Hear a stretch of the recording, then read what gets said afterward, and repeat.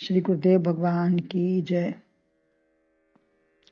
श्रीमद् भगवद गीता के 9वें अध्याय में यह राज विद्या राजयुग का जो वर्णन है वह अध्यात्म विद्या ज्ञान या परमात्मा के स्वरूप का ही प्रसंग है, इससे अलग कुछ नहीं है।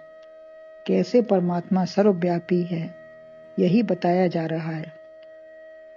चौथे श्लोक में बताया कि यह समस्त जगत मुझसे ही व्याप्त है, जैसे बर्फ में जल समाई है, परंतु फिर भी मुझ में स्थित होते हुए भी मैं उनमें स्थित नहीं हूँ। फिर आगे कहते हैं यहाँ ईशावास उपनिषद की यह श्रुति ईशावास्यमिदं सर्वं जगत व्याप्त, तो उसकी श्रुति ईशावास की श्रुति का वर्णन है। इसी को स्पष्ट करते हुए आगे कहते हैं 5वें श्लोक में, न च मस्थानि भूतानि पश्य मे योगमैश्वरम भूत भ्रन्न च भूतस्थो ममात्मा भूत भावना। मुझ में नहीं है भूत देखो, योग शक्ति प्रभाव है, उत्पन्न करता पालता उनसे न किंतु लगाव है।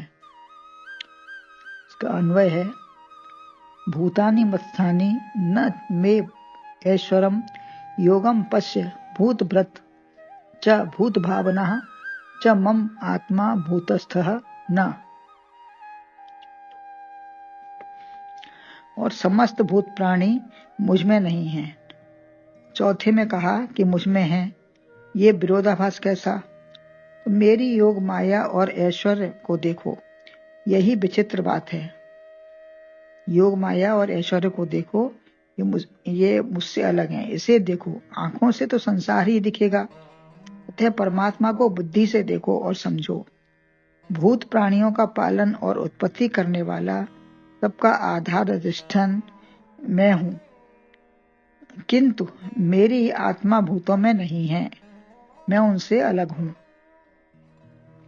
कहीं कहते हैं गतिर भरता प्रभु साक्षी, मैं ही आधार बीज साक्षी चैतन्य आत्मा गति कारण मति धारण पोषण करने वाला उत्पत्ति विनाश करने वाला हूँ। और यहाँ कहते हैं कि मैं भूत प्राणियों में नहीं हूँ और न वो मुझ में है। अर्थात जैसे सूर्य की किरणों से बालू में मृग मरीचिका का जल दिखता है, जो है नहीं परंतु दिख रहा है। सीपी में चांदी दिखती है परंतु है नहीं। आकाश में नीलिमा दिखती है, वो भी नहीं है। सर्प भी रस्सी में नहीं है। ऐसे ही आधार परमात्मा में ये सब दिखते हुए भी कुछ भी नहीं है। परमात्मा का आधार है, लेकिन सब दिखते हुए भी उसमें सब उससे अलग है। कुछ में मिला कुछ सार है, वास्तव में कुछ नहीं। यह दिखता संसार है, वास्तव में कुछ नहीं।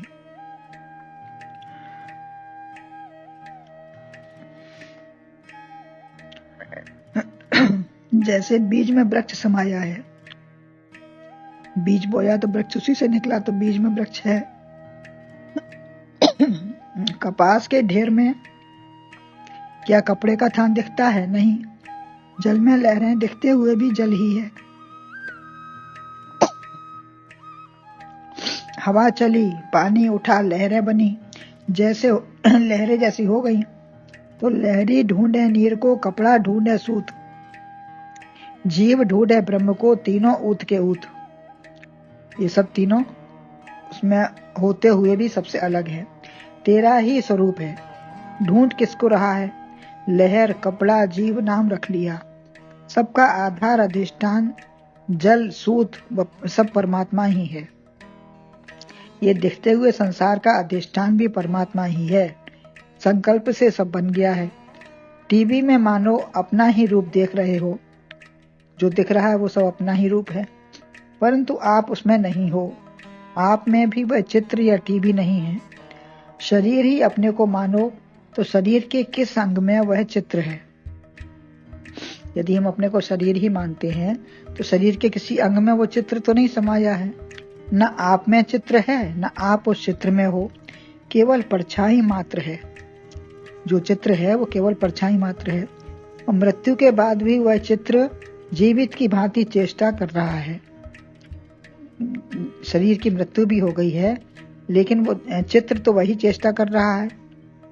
यदि चित्र ही हम होते तो वह चित्र भी मर जाता। अतः तुम अलग हो, चित्र अलग है। यदि संसार मानते हो तो परमात्मा ही उसका आधार अधिष्ठान है। यदि संसार भी देख रहे हो, मानते हो, तो सबका आधार अधिष्ठान एक परमात्मा ही है, उससे अलग कुछ नहीं है।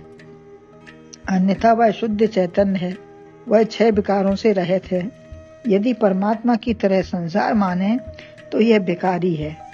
इसमें जन्म, मृत्यु, वृद्धि, परिणाम, क्षय सब होता है। संसार का ये सब नियम होता है। अतः संसार मिथ्या है, उसका स्वरूप संसार नहीं है। परमात्मा का स्वरूप संसार नहीं है, संसार परमात्मा से अलग है। जड़ चेतन का साथ कभी नहीं होता है। जड़ चेतन है ग्रंथ पर गई, यद्यपि मृषा छूटत कठ नहीं। यह है मृषा झूठा है, लेकिन ऐसी गांठ पड़ गई है कि छूटत कठ नहीं, उसमें छूटने में कठिन हो रहा है। भूत प्राणी है, इनका संयोग संबंध भी नहीं है। किसी शरीर के वियोग से परमात्मा की मृत्यु नहीं होती। शरीर की मृत्यु होती है, लेकिन परमात्मा की मृत्यु नहीं होती। समवाय संबंध भी नहीं है। जैसे मिट्टी में घड़ा ही होता तो अन्य चीज नहीं बनती।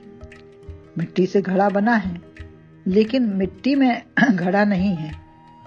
अगर मिट्टी में केवल घड़ा ही होता तो अन्य चीज कैसे बनेंगी? कुम्हार के संकल्प से बना मिट्टी मिट्टी ही है, उसमें घड़ा, सुराही, संकोरा कुछ भी नहीं है। इसमें है आभास, इसमें केवल आभास अध्यस्त है। संसार का अध्यास हो गया भ्रम के कारण। हमको संसार का अध्यास जो भी है वो सब भ्रम के कारण है। वास्तव में ये स्थायी और कुछ नहीं है। सच्चिदानंद स्वरूप छिप गया। नकली मिथ्या जड़ रूप संसार को सच दिखने लगा। मिथ्या नेत्र मिथ्या को ही देखते हैं। यह अध्यास भ्रम का ही है। अतः स्थायी संबंध कुछ भी नहीं है। इस संयोग से संबंध बन गए। पति पत्नी, माता पुत्र का संयोग बना तो वही रहेंगे। चाहे दूसरा विवाह भी हो जाए तब भी पुरानी स्मृति रहती ही है। और है ये तादात्म्य संबंध। तादात्म्य हमारा आपस में हो गया तो उससे संबंध हमारे हो गए। लगता स्थायी है, लेकिन कुछ नहीं स्थायी है। लोहा आग में आग का गोला जैसे लगने लगा, परंतु ठंडा होने पर वही लोहा हो गया। जानने पर मैं भूत प्राणी नहीं हो सकता। जब जान जाते हैं तो मैं भूत प्राणी नहीं होता। यह नष्ट होने वाला है, परिवर्तनशील है, जल की लहरों के समान प्रतिभाषिक सत्ता है। जैसे जल की भी लहरें उठती हैं और मिट जाती हैं तुरंत, तो ऐसे ही ये प्रातिभाषिक सत्ता है जो भी दिख रहा है, प्रतीति मात्र है। वास्तव में ये नहीं है कुछ। संसार में परमात्मा की कल्पना की तो किसी भी काल, देश, वस्तु का नाम लेंगे तो सब परमात्मा ही है। कहीं भी किसी भी चीज को देखेंगे, नाम लेंगे तो सब कुछ परमात्मा ही है। वह शुद्ध है, एक रस है, एक है। ऐसे जानने वाला ज्ञान प्राप्त कर लेता है। जो समझ लेता है इस चीज को तो वह ज्ञान प्राप्त कर लेता है। सर्वम खलमिदं ब्रह्म, यह विज्ञान प्राप्त करना है। अतः एक सत्ता होने के कारण न कुछ में परमात्मा है और न परमात्मा में कुछ है। एक ही सत्ता है, न दूसरी चीज है ही नहीं जो उसमें वो समा गई। केवल परमात्मा ही परमात्मा है, जल ही जल है, बर्फ या लहर है ही नहीं। विचार से पता चलेगा इस स्वरूप को समझकर। जब विचार करेंगे, इस स्वरूप को समझ लेंगे तो पता चलेगा कि एक परमात्मा है, दूसरा कुछ है ही नहीं। बनने बिगड़ने वाला सब नश्वर है, जो बनता बिगड़ता रहता है। न च भूत ब्रह्म, भूत प्राणी मुझ में नहीं है। पश्चिम में रूप मैश्वरम, तुमको पैदा धारण पोषण होते दिखते हैं, परंतु वह सब मैं ही हूँ। कल्पना से संसार बना,